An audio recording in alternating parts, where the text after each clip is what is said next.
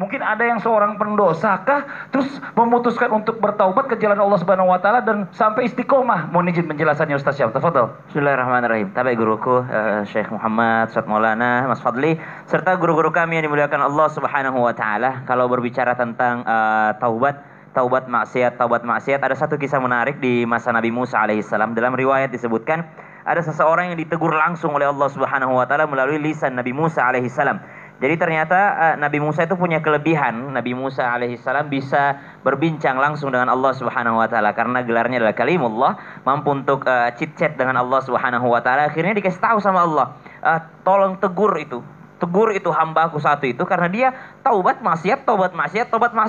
Ya, jangan sampai dia dalam keadaan maksiat dia meninggal dunia, maka rahmatku tidak ada baginya. Maka Nabi Musa alaihissalam pun mencari orang yang dimaksud oleh Allah Subhanahu wa taala. Lalu ketika Nabi Musa alaihissalam bertemu dengan orang ini, langsung dikasih tahu sama Allah dikasih tahu oleh Nabi Musa alaihissalam, engkau dapat teguran dari Allah Subhanahu wa taala. Segeralah engkau hentikan maksiatmu karena dosamu ini udah sepenuh bumi dan langit. Wah, saking banyaknya dosanya orang ini ditegur sama Allah langsung melalui lisan Nabi Musa alaihissalam. Maka orang ini pun berlalu, dia pergi, dia berjanji akan bertaubat. Namun yang hebat adalah daripada kalimat-kalimat taubatnya.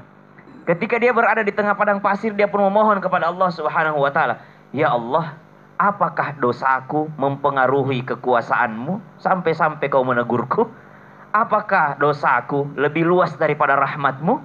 Apakah dosaku lebih besar daripada ampunanmu? Apakah kelakuanku ini mempengaruhi daripada kekuasaanmu sebagai Tuhan yang Maha Kuasa?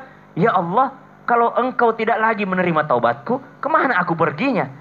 Kalau tidak ada lagi yang bisa mengampuniku, siapa yang bisa mengampuniku selain engkau ya Allah?" Subhanallah. Akhirnya dari kalimat-kalimatnya ini, dari orang yang senantiasa bermaksiat bertaubat, akhirnya ternyata Allah Subhanahu wa taala menyampaikan kepada Nabi Musa alaihissalam untuk menyampaikan kepadanya, andai pun dosanya sebanyak apapun, aku akan mengampuninya. Lihat, karena katakan padanya, ampunanku tidak akan pernah lebih luas, ampunanku tidak akan pernah dikalahkan oleh dosanya, dan dosanya tidak akan pernah lebih luas daripada ampunanku. Lihat bagaimana Allah Subhanahu wa taala mengampuni hamba-hambanya. Bahkan dalam Al-Quran disebutkan, ba'da an naqul a'udzubillahi minasyaitonir rajim, قل يا عبادي الذين أسرفوا على أنفسهم لا تقنطوا من رحمة الله.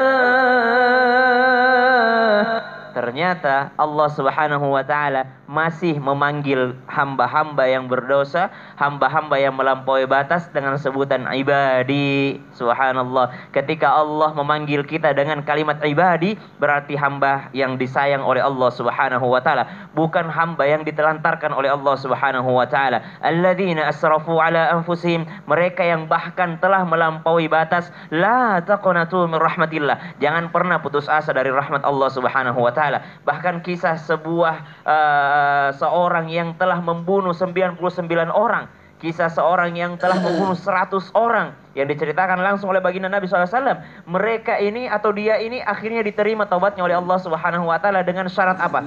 Jauhi lingkungan yang buruk. Jauhi lingkungan yang buruk. Diberikan syarat, engkau jauhi lingkungan yang buruk. Ketika dia berjalan, ternyata malaikat rahmat dan malaikat azab mereka berdebat, siapa yang mau mengambil dia ini? Ternyata dia termasuk daripada rahmat Allah Subhanahu wa taala karena jarak dia berjalan menjauhi lingkungan yang buruk tadi sudah lebih jauh dibandingkan jaraknya dengan lingkungan tadi. Subhanallah, wallahu taala. Masya Allah, terima kasih banyak. Jadi yang penting ada usaha bertaubat. Usaha bertaubat.